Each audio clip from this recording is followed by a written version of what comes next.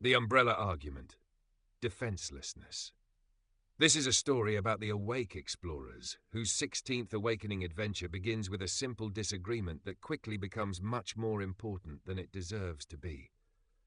As each tries to defend a position, they discover that being clear is different from needing to win, and that peace does not require proving the other person wrong.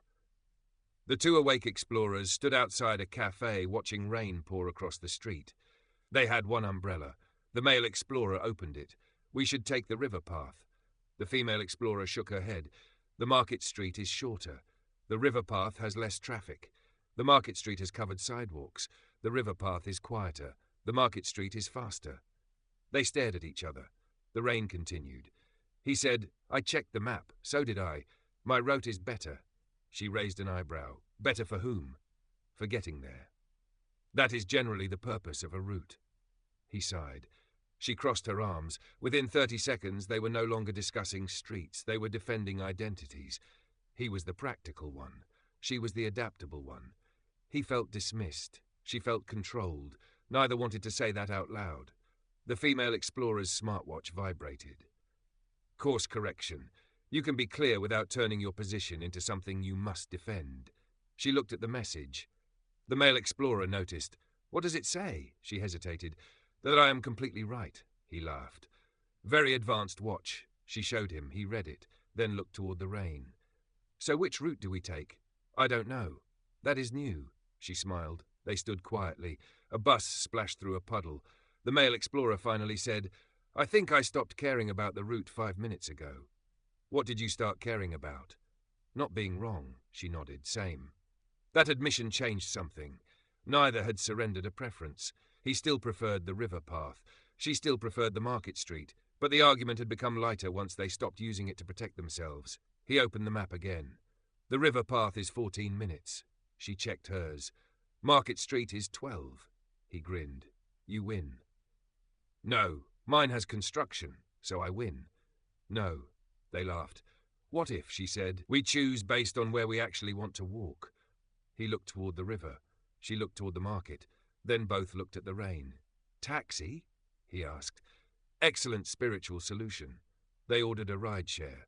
While waiting, the male explorer leaned against the wall. It's strange how quickly disagreement feels dangerous. Dangerous? Maybe not consciously, but why else do I need to defend myself so fast? She considered that. "When you disagreed with me, I heard, 'Your judgment is bad.' I didn't say that. I know. And when you pushed back, I heard, 'You're controlling.' I didn't say that either." They looked at each other. Two imaginary accusations had been arguing almost as loudly as they had. The car arrived. They climbed in.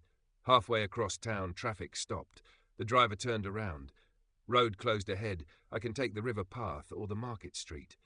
Both explorers burst out laughing. The driver looked confused. "Did I miss something?" "An entire philosophical crisis," said the female explorer. "Take whichever is moving," said the male explorer. The driver chose the river path. 5 minutes later, that road was blocked too. He turned toward the market. The female explorer smiled. Apparently, reality refuses to take sides. They finally arrived 20 minutes late. Nothing terrible had happened. No one at their destination cared which route they had taken. The argument, which had felt important at the café, now seemed almost absurd. Later, they sat beneath an awning while the rain softened. The male explorer said, "So defenselessness means never arguing?" "I don't think so." "Never saying no?" "No." "Never standing up for something?" "Definitely not." She thought for a moment. "Maybe it means I can respond without making my identity depend on defeating yours." He nodded. "That sounds harder." It probably is. They watched people move through the wet street. Some carried umbrellas. Some ran. Some waited under balconies. Different choices. No war required. The male explorer smiled. "River path tomorrow?" She looked at him. "Market Street." He opened his mouth, then stopped. She laughed. "Progress." The rain ended. They stood and began walking. Neither had learned to avoid disagreement. They had learned something more useful.